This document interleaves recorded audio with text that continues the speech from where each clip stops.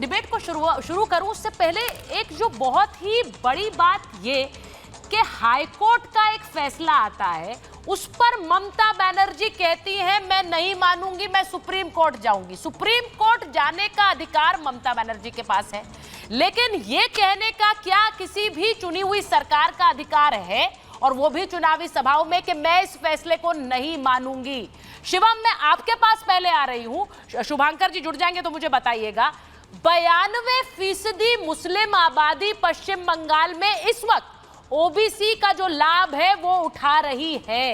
High court ने कहा यह असंवैधानिक है, और हाईकोर्ट ने यह भी कहा कि अपना चुनावी वादा पूरा करने के लिए आपने ये कर दिया, इसलिए रद्द होना चाहिए। यह अलार्मिंग फैक्ट्स है। देखिए सुचारिता जी, सबसे पहले तो मैं एक चीज कहना चाहता हूं कि एक बात तो सनद रहे, and that should go on the record as well, that जब तक इस देश में नरेंद्र मोदी जिंदा है, इस देश में किसी नेता, किसी पार्टी, किसी जो है आपका ममता बनर्जी, किसी राहुल गांधी की हैसियत, औकात नहीं है कि पिछड़ों का आरक्षण मुसलमानों को दे दे। And I repeat my words, जब तक नरेंद्र मोदी जी जिंदा है और इस देश के प्रधानमंत्री है, किसी की औकात नहीं है कि वो इस देश के पिछड़ों का आरक्षण जो है मुसलमानों को दे दे, क्योंकि उनको अपीज करना है। अब ममता बनर्जी की बात से शुरू करते हैं। 2011 में सरकार आती है अपना जो है मुस्लिम तुष्टीकरण करने के लिए, माइनॉरिटी अपीजमेंट करने के लिए 2011 में सबसे पहला एक ऑर्डर निकालती हैं, और जो 71 जातियां ओबीसी में डालती हैं उसमें से 65 जो है मुसलमानों की होती है, मात्र 6 जातियां हिंदुओं में से आती हैं। अगर मैं टोटल की बात करूं तो कैटेगरी ए में 81 जातियां हैं, जिसमें से 73 मुस्लिम जातियां हैं। मतलब इस देश में कमाल है कि पिछड़ों का 100 में से 92% हिस्सा, पिछड़ों का, दलितों का 100 में से 92% आरक्षण का हिस्सा सिर्फ मुसलमानों को दे दो। क्यों? क्योंकि वो आपके वोट बैंक हैं, क्योंकि आपको तुष्टीकरण करना है, क्योंकि आपको हिंदू मुस्लिम करना है, और राज्य में मुसलमान सिर्फ 27% है। यानी कि 100 में से 92% आरक्षण जो है मुसलमानों का, मतलब आप जो है पिछड़ों से छीन लीजिए, दलितों से छीन लीजिए, आदिवासियों से छीन लीजिए और मुसलमानों को भर दीजिए। और जब इस देश में कोई भी कोर्ट है, अगर वो आकर हाई कोर्ट कहता है तो कि माफ कीजिए 2010 के बाद से जितने भी पिछड़ी जाति के वो बने हैं वो सारे के सारे कैंसिल किए जाते हैं, तो आप जो है हिटलर शाही की पराकाष्ठा पार कर देती है और कहती है कि नहीं नहीं, मैं कोर्ट का आदेश नहीं मानती। पहली बात तो यह कि बंगाल इस देश के अंतर्गत आता है, हिंदुस्तान का हिस्सा है, कोई बाहर का देश नहीं है कि मैं नहीं मानती। और ममता दीदी यहां पर कोई रूलर नहीं है, कोई राजा नहीं है कि उनके हिसाब से चीजें चलेंगी। अगर कोर्ट को यह चीजें लगती है जो कि एक, मैं मानता हूं कि किसी अंधे व्यक्ति को भी समझाया जाएगा तो उसको समझ में आ जाएगा कि किस तरीके से आरक्षण को लूटकर जो है मुसलमानों को देने की कोशिश की जा रही है। कोर्ट के निर्णय का हम स्वागत करते हैं, लेकिन ये इस देश में चलने वाला नहीं है, और कम से कम ये सरकार नहीं चलने देगी। आदरणीय प्रधानमंत्री जी ने जब से बोलना शुरू किया है, उन्होंने साफ कहा है कि माफ कीजिए, पिछड़ों का हक छीनकर जो मुसलमानों को आप दे रहे हैं धर्म के आधार पर, हम ये होने नहीं देंगे। मैं शुभांकर जी, अगर आप मुझे सुन पा रहे हैं, हाईकोर्ट ने टिप्पणी में क्या कहा है वो बड़ा इंपॉर्टेंट है। शुभांकर जी को स्क्रीन पर लीजिए। हाईकोर्ट ने कहा कि राजनीतिक उद्देश्य के लिए मुसलमानों के कुछ वर्गों को आरक्षण दिया गया, यह जल्दबाजी में दिया गया क्योंकि यह ममता बनर्जी का चुनावी वादा था, और सत्ता हासिल करते ही इसे पूरा करने के लिए असंवैधानिक तरीका अपनाया गया। अब मेरा सवाल, आप सुप्रीम कोर्ट जाएंगे वो आपकी मर्जी है, लेकिन असंवैधानिक तरीका आपकी सरकार ने अपनाया मुसलमानों को आरक्षण देने के लिए, इस पर बोलिए पहले।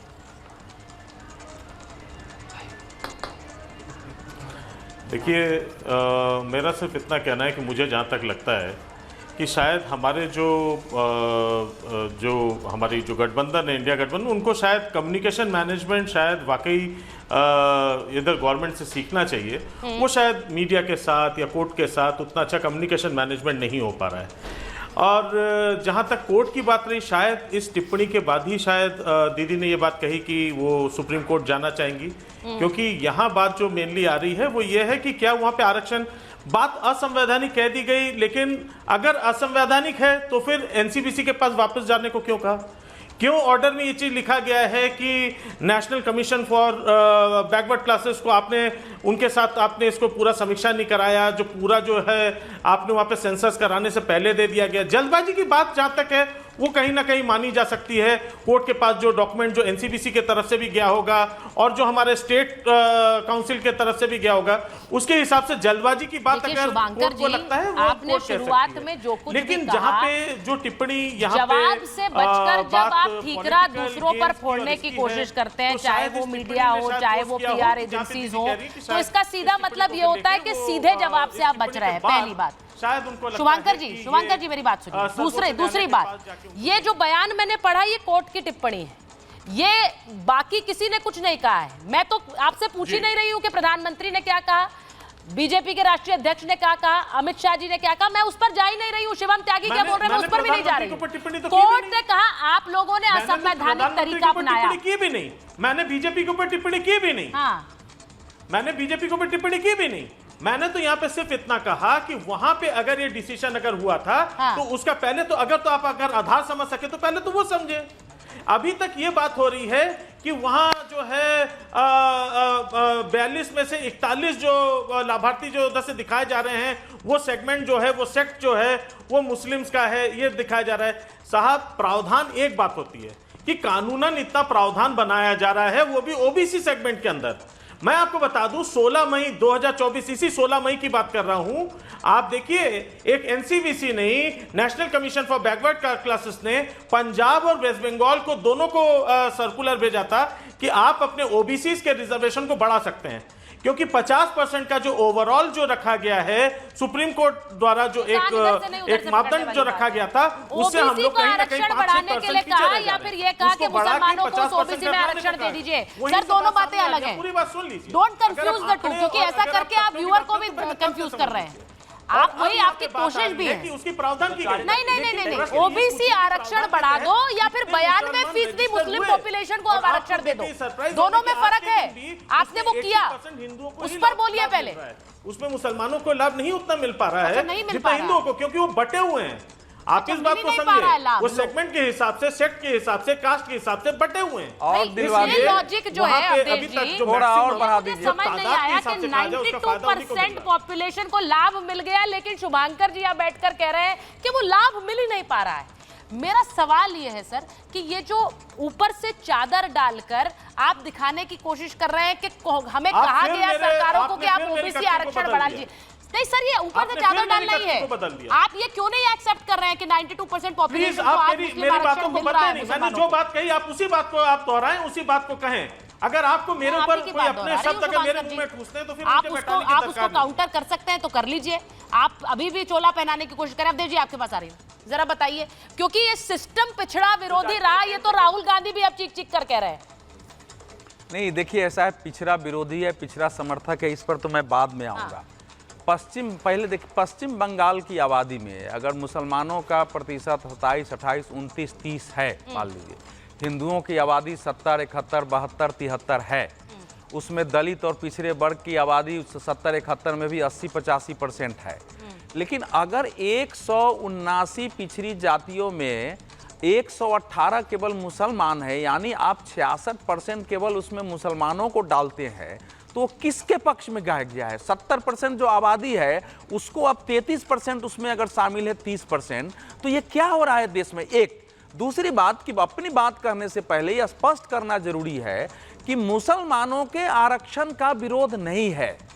नरेंद्र मोदी सरकार ने जब EWC इकोनॉमिक वीकर सेक्शन को आरक्षण दिया है, उसमें सभी शामिल हैं, उसको रिलीजन के आधार पर भेद नहीं है, उसमें मुसलमान भी हैं EWS में। तो वो एक तरीका है कि आरक्षण से वंचित हुए लोगों में भी अगर गरीब हैं आर्थिक रूप से, उनको अवसर की समानता मिले तो उसमें दिया जाना चाहिए। लेकिन अब इसमें सुप्रीम कोर्ट जो कह रहा है, आपने पढ़ा है 2-3 लाइन जो है और इसमें से समझना जरूरी है। उन्होंने लिखा है कि इन जातियों को ओबीसी घोषित करने के लिए वास्तव में रिलीजन ही एकमात्र मानदंड प्रतीत होता है। दोबारा वो लिख रहा है, न्यायालय का मन इस संदेह से मुक्त नहीं है कि इस समुदाय को राजनीतिक उद्देश्यों के लिए एक वस्तु के रूप में माना गया है। तीसरी पंक्ति, 77 श्रेणियों को ओबीसी में शामिल करने संबंधी श्रृंखला और उनके समावेश से स्पष्ट होता है कि इसे वोट बैंक के रूप में देखा गया है।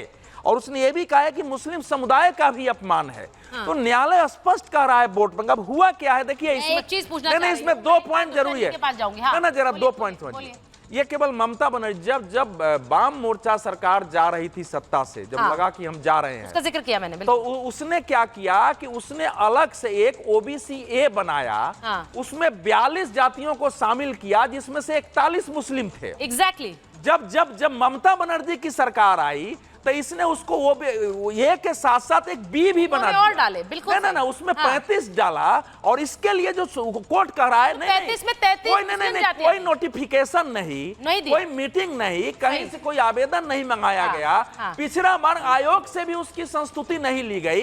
इतनी ठीक जल्दी है, में मैं